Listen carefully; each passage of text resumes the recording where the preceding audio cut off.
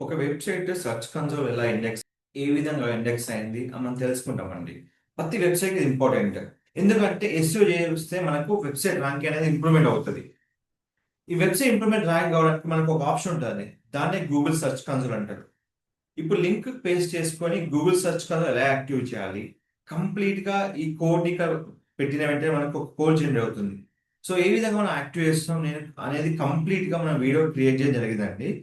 మనం యాక్టివ్ చేసి కంప్లీట్‌గా మనకు ఎలా అంటే ఇలా మనకు వస్తుంది.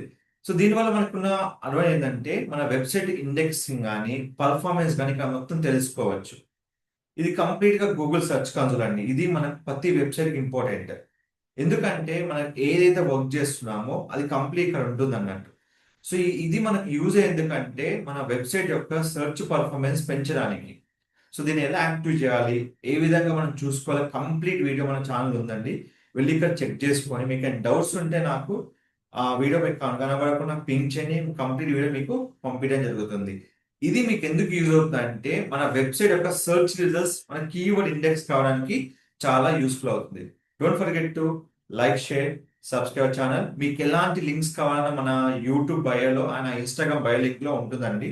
2 సేమ్ లింక్స్ అక్కడ వీడియో వెళ్లి మీరు చెక్ చేసుకొని యూజ్ చేసుకోవచ్చు. Don't forget to like, share, subscribe channel. Thank you so much.